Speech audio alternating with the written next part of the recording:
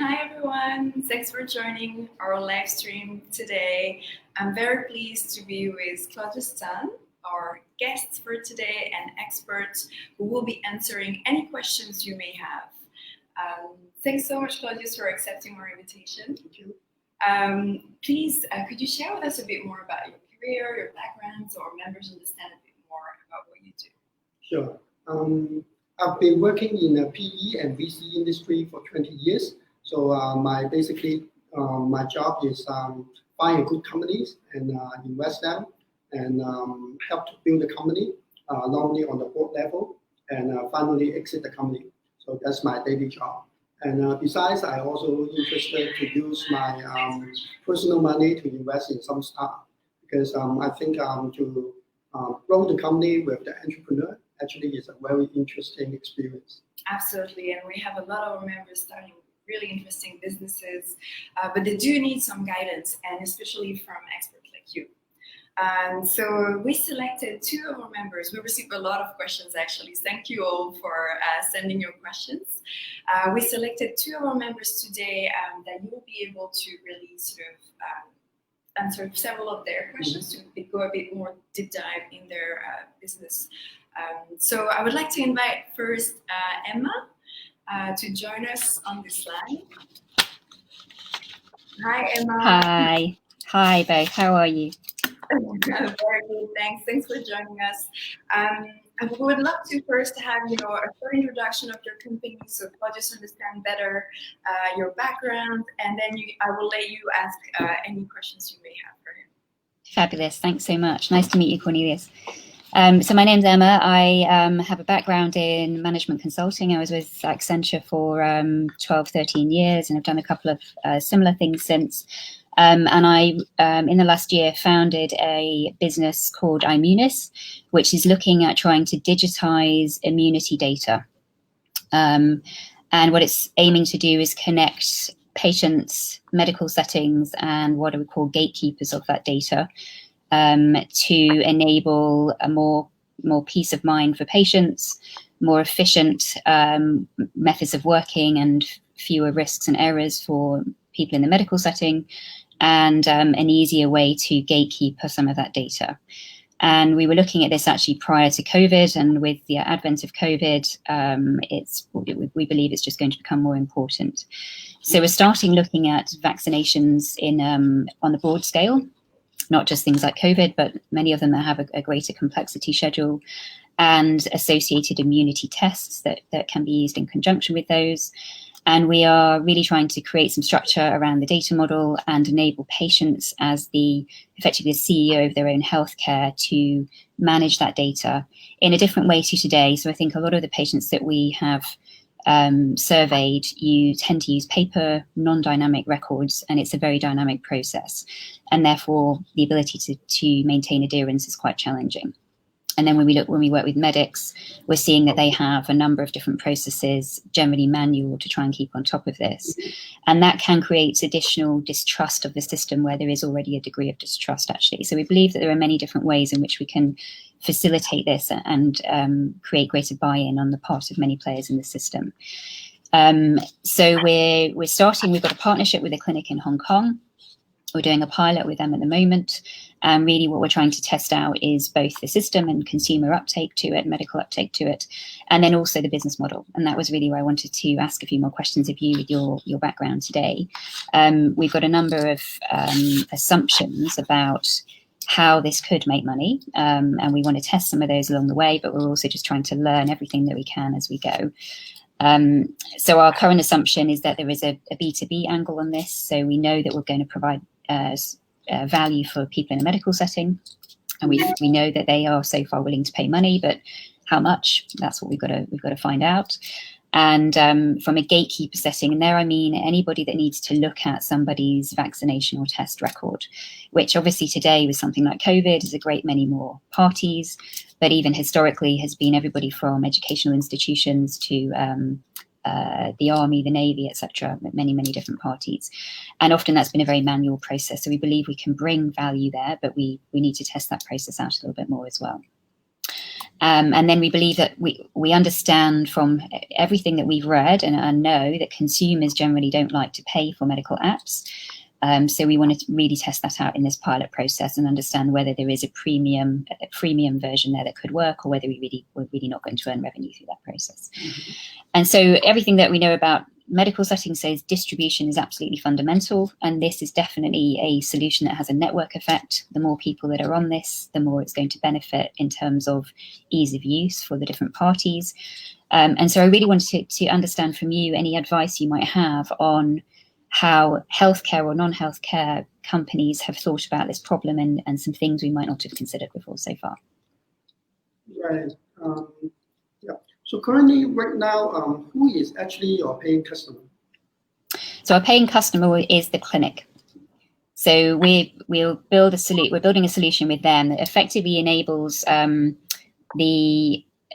a lot more automation of processes that go on in the clinic today to know who needs to be vaccinated, what their status is at any one time, and then also to do a lot of the work to know what the schedule is. So particularly international clinics, they often have patients that want to adhere to a Hong Kong schedule, a UK schedule, etc., and that's actually quite difficult. It's a very rule-based process that there isn't really a system for today, and so that's really the system that we're testing out with them, is digitizing that. I see. So you're working with the chain that have different offices in the world, or? No, we're working with one that's only Hong Kong based at the moment. So they've got multi-sites in Hong Kong, but it's only Hong Kong right now, albeit they are dealing with patients who are very international. So we're getting an international flavour, but it's not a model that's got an international distribution at the moment. We have spoken to some of those who are interested. So yeah. So what kind of pinpoints actually you help the clinic with it? So I think if it's a private clinic setting, patients will tend to buy vaccination from different places. Many of them move around and do that in different areas. And because many vaccines have an ongoing cycle, if the clinic isn't aware of who's had what, and they won't be if the record sits somewhere else, they are very much unable to help the patient know when they need to have the next vaccination. And that tends to be captured at certain points, but very often there are many missed opportunities to go through that process. So we're helping them to have that visibility of the patient when the patient comes in, and also to enable them to liaise directly through an app solution with the patient about that information, and also bring the whole record together so that the clinic, whether they have treated the patient in the other settings or not, can see the whole record, and that it's presented in a digital way that's smart in relation to the current schedule, rather than maybe a paper-based document that was built 15 years ago that doesn't reflect today's schedule, which can be quite tricky to navigate. So really, in the clinic, the doctor would have an immediate view of the status of the patient, and can quite easily click between different schedule rules to be able to evaluate what's needed, and do that very quickly, which we think is going to save anything from 10 minutes per session, per visit of a patient when they need to do that, through to longer when they take new patients on and have to do the mapping of those records, which can take actually quite a long period of time. Right. Mm-hmm. So the assumption will be, the patient himself or herself wants to put the data in your apps, right? And we're going to have two. The clinic, right? Yeah, the clinic. Well, what we're trying to do at the moment is we're downloading data from the clinic. So we're building processes for certain solutions that will allow that data to come in. And then one of the things we want to test in the pilot is how happy patients are to put their own data in. We've had a lot of feedback to say that they would be, but we really want to test how, in reality, how that actually works. And we've done a lot of work to try and simplify that process, because it's quite fraught with potential error, actually. So we're trying to make that as accurate as possible. But that's one of the test points is, will they do that, or do they really want to see it come only from the clinic? Because I'm thinking, if you work with one clinic, actually they are willing to share their data to you because they think it helps them. So it must be a closed system between, among that particular clinic. Because if I'm a clinic owner, I don't want to share my patient data, or even, I'm not allowed to share my patient data to other clinics as well. Yeah, I think in this point, there's an entity that sits in the middle that has a consent-based data sharing. And then the consent, so the patient still owns the consent throughout the entire process of where that data goes. So they have to consent to the data being shared from the originating clinic to the center and then put onto their app. And then likewise, the sharing back to any third parties as well. So yes, it has to be up to them to do that. So they could be showing a holistic record on an app, which wouldn't be of value to a third party clinic in as much as digital data would be of value to them. But the patient may well not want to, and we believe that the sovereignty is important. So it is up to the consumer to choose whether to do that or not. I see. May I know what's the stage of your startup now? So we're in pilot build mode at the moment. So we've done a fairly large amount of design work because the system itself to map all of the different vaccines is pretty complex. And therefore, there's a very big space of taking that and working through a number of different geographies and subsets within those geographies. So that is all finished. And at the moment, we are building out a pilot, a simpler sort of MVP process and pilot to test the fundamental building blocks that we think are the right things to test in the first stage. And we're really going to also try and gear up for a COVID situation, because we feel obviously that will be a space in which consumers really could value from something like this, and medical facilities. I see. So I think, two comments for me. One is, I think if you want a clinic to pay you, it is more or less a closed system within the clinic. Because if I'm the clinic owners, I don't want to share my data to other people, even I have the patient's consent. Because I think I don't want him or her to go to other clinic and know exactly what I've done, and I want for him to come back to my clinic, right? So that's why I don't want to share the data.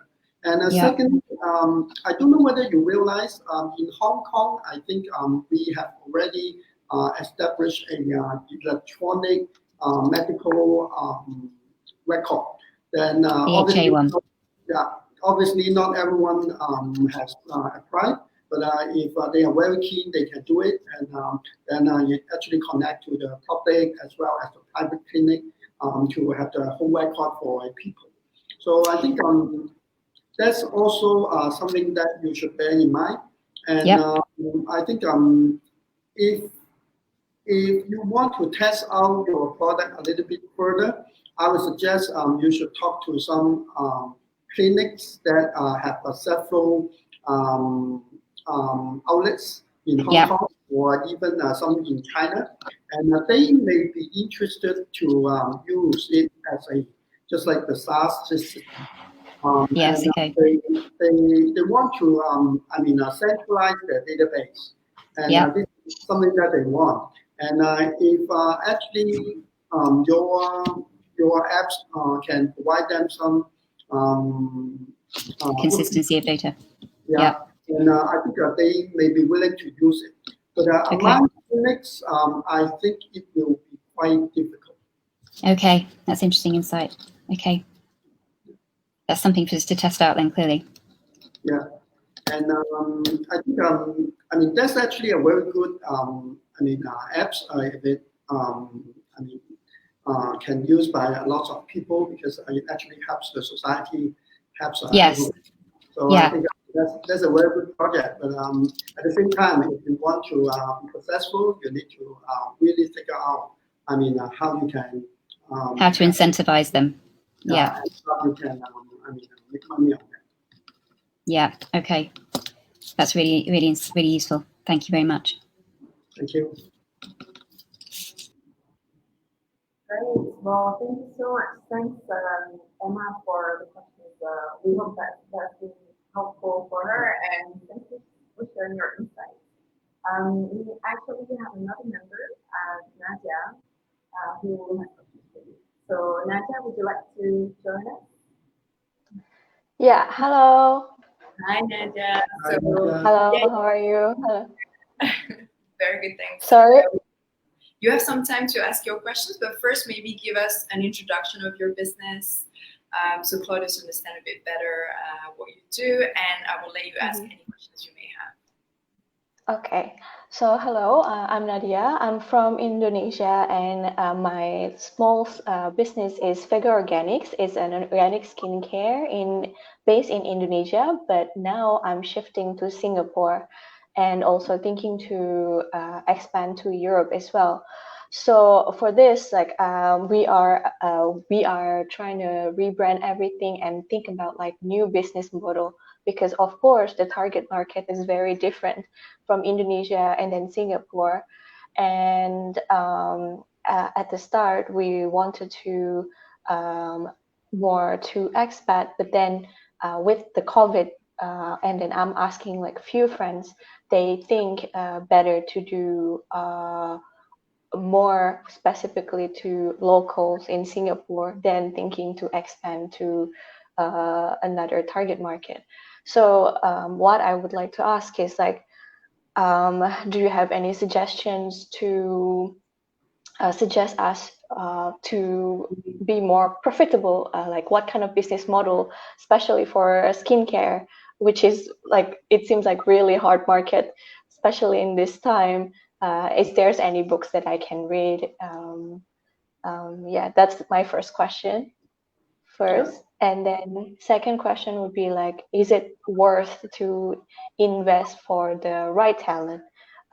They said for if you invest a lot in like the right talent, maybe the waste of money, or if not, then yeah, if something, this is like me and my team are thinking of like maybe we invest to the right talent first, but I don't know if it's worth it or not. And then what is your opinion about between Asian market and then European market, especially for the skincare industry? And then the fourth question would be, any suggestion for investors, for website for angel investor that we can approach? The last question would be any books that we could read as a startup, like a yeah, suggestions for someone like me who just starting a business and then you just want to learn about business. Yeah, that's it. That's my question. So, Yeah, how long have you started your business? Pardon? How long have you started your business? So the business was developed already 6 years ago. So the preparation was 4 years, and then the launch was 2 years ago.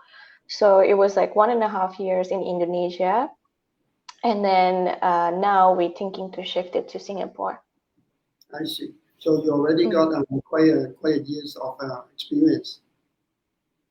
Experience, no, yet. It's just I need more. We need to learn more. That's why I want to ask you how to do that. Yeah.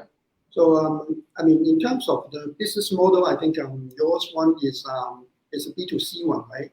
So you are selling to the end customer, right? Through the web. Yes, the customer. Yeah. And why you think you are successful in Indonesia? Pardon? Why you think you are successful in Indonesia? Successful in Indonesia, I don't say it's successful. We have a lot of partners. A lot of partners like in few different cities, and it's just Indonesia have a lot of population there, and then they all very interested in skincare. And then at that time, for organic skincare, natural skincare is very rare. But now, of course, it's a lot of option more. And then, yeah, that's one of the reason we were almost the pioneer, not the pioneer, but like more for the mass market. And also at that time, it's rare. Mm-hmm. Yeah. So I think I mean you already got experience on building up partners in different cities, right? So I mean, that's I think I mean is your business model. I mean how to run your business in some sense. Because Okay. if you want to extend or expand your business to Singapore or other countries, then obviously you need to think about, whether you are using the existing models, which is, from what I heard, is partnering with someone or with some organization in that city or countries. Whether this is a good way to do it.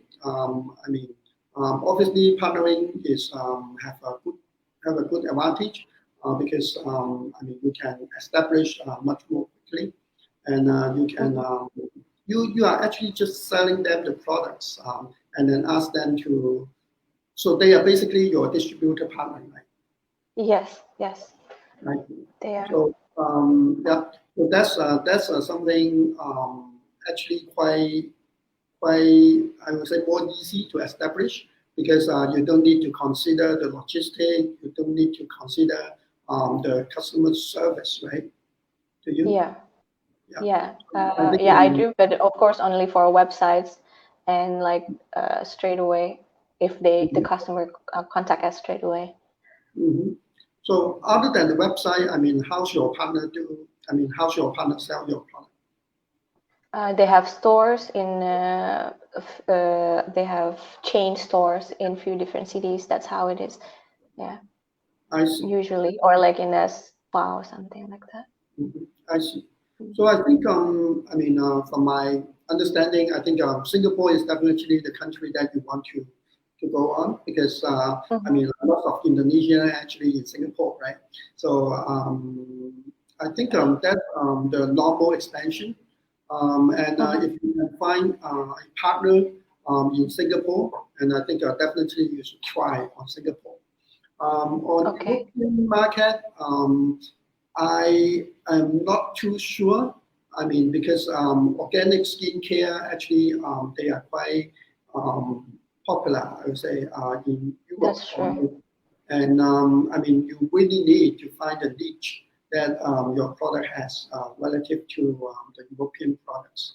And my guess is the Asian skin is a bit different from European skin. So the skincare product for Asian maybe not exactly the same as for European.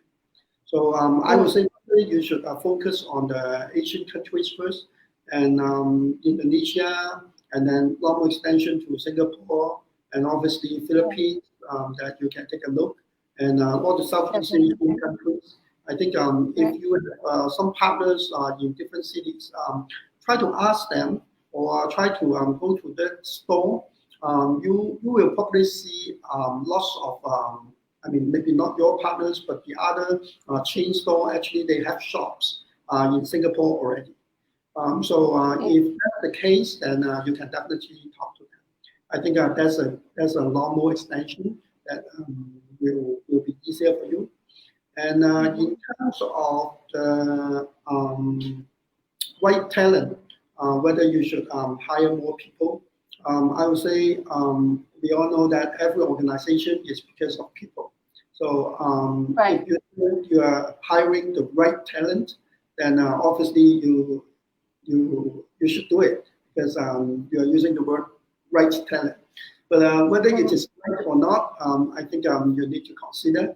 And because for you, it's more like finding the partnership, and then you probably can use some KPI to hire people, and obviously you probably need some basic salary. But the most important thing is you have to give them the KPI and ask them to or fix them. How to partner, how to find how many partners. In the coming months, in order to justify their work. So I think that's probably is important too. And if you already got some brand name in Indonesia, then I think you should just try Singapore, Philippines, and also Thailand. Those are the countries that culturally is relatively local, and lots of actually retailers they are doing in among these countries. So a lot of business models are more or less the same. So I think let's start these few countries first. Okay.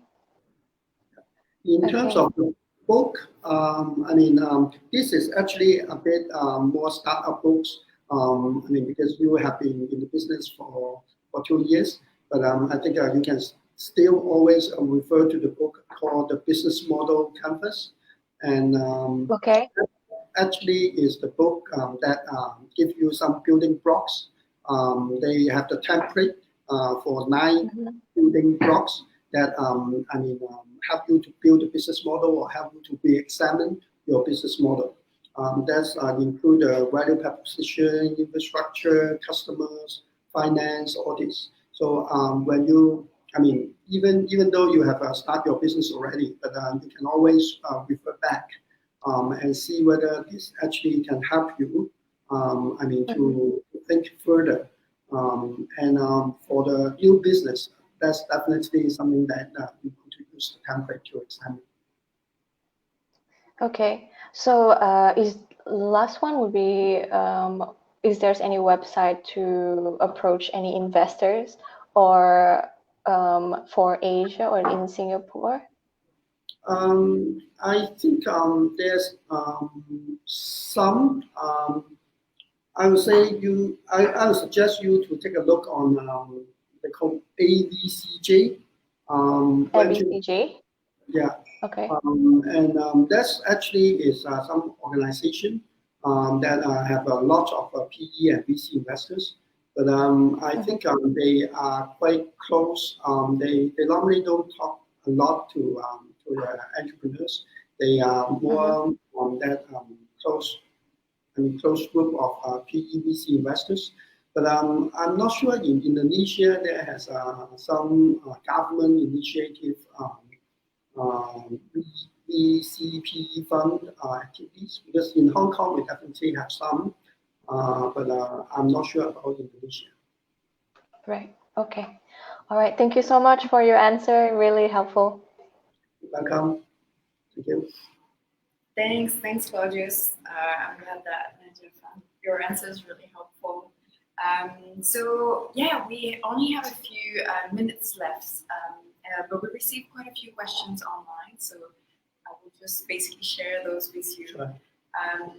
One that I think is fairly down your alley. So one from Amelia was asking, when is the best time to go public? And especially obviously with the pandemic, a lot of people are thinking, should we wait or not? So what's your take on this? I would say probably when you're ready is the best time to go public.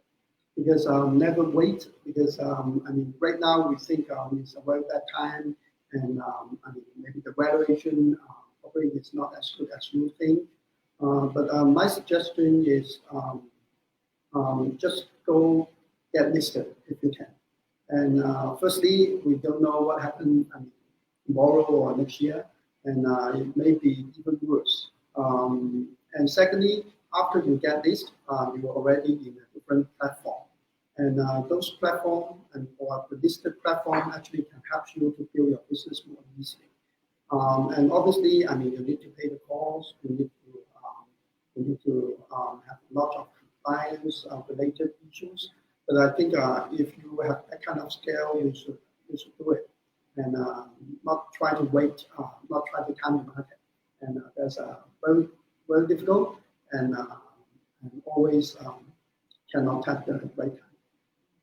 So, if you guys have more questions, we're a few more minutes live with Claudius, so don't hesitate to ask your questions on the link below. Claudius, I think what we see is a lot of our members are obviously struggling with the pandemic, so some of their business were actually more traditional in a way, so a lot of event-based kind of business. Sorry.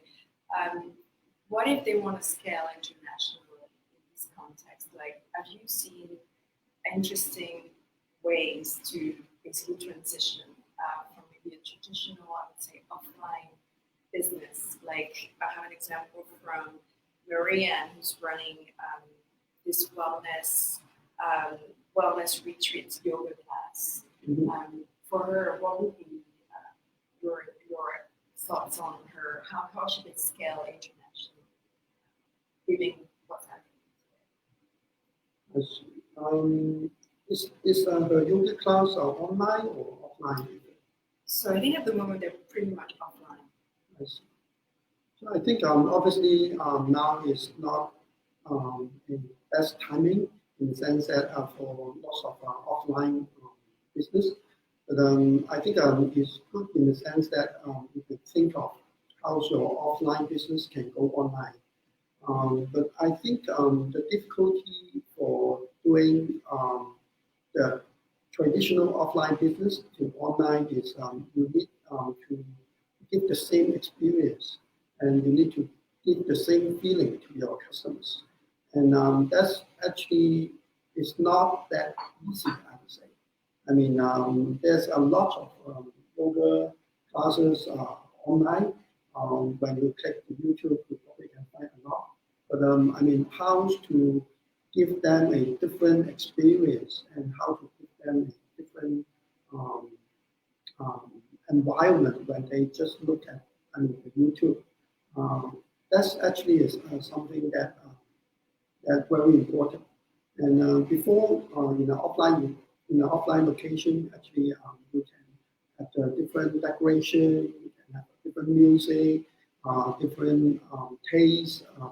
So that's why you can create a different experience. But right now, I mean, it will be a bit difficult. I mean, to do this online. But at the same time, if you can do it, I mean, you will be the winner. Yeah, I think we're going to see a lot of innovation in that space for sure. We have another question. So, what KPIs should we use to measure profitability of a startup? So, this is from one of our members who's running Claudius Tsang in luxury goods. So, what KPI should she measure? Should she use to measure profitability? I think that really depends. Depends on what kind of startup we are talking about. Because some startup actually. In that case, it's consignment of luxury goods. Okay, consignment of luxury goods. I would say, obviously, I mean, that will be the profit margin. The gross profit margin and the net profit margin is always a case to examine. I think I would assume, I mean, since it is an online business, consignment of luxury goods, there's some investment on the app or on the website, and those are actually something that you can forget. I mean, at the moment that you try to evaluate the business. Because I think those are probably one-off expense. What you want to do is you really want to know even the net profit margin is negative, but what's the gross profit margin? If the gross profit margin is good, then once you build your business larger, when you have more business, then you can actually share all the costs that are below the gross profit margin. And you will have a profitable business. Thank you for this. I think we need to hear you slightly louder for the next question. We have a next question. I'm not sure. Are you knowledgeable in arts industry? Maybe not as good as you. Right. Let's see. So we have a question. So advice for artists trying to make it in the art industry. So far that artist is only earning income from commission. She doesn't have a solid network of art buyers, but she's talking to lots of galleries, but obviously a lot of them are affected by what's happening now. So any thoughts on maybe if she started an art gallery cafe right now, is it worth the investment? I think at the moment you need to see the impact of obviously COVID to your industry, and whether it will last a long time. I mean, that's a judgmental thing. But if you ask me, I think it probably will change quite substantially, from the past. So whether we can still use the traditional way to attract business, that's hard to say. I would say probably you want to think about more innovation, more innovative way to actually to display your art. And what's the best way to do it? I just think of my experience that went to the museum, and lots of museums actually right now are using the 3D camera to capture the art piece, and you can actually look at it online. And before, if you look at a very big art piece, you probably cannot look at it very clearly. Right now, after you use the 3D camera, actually you can look at it more clearly than before. So this is something that I think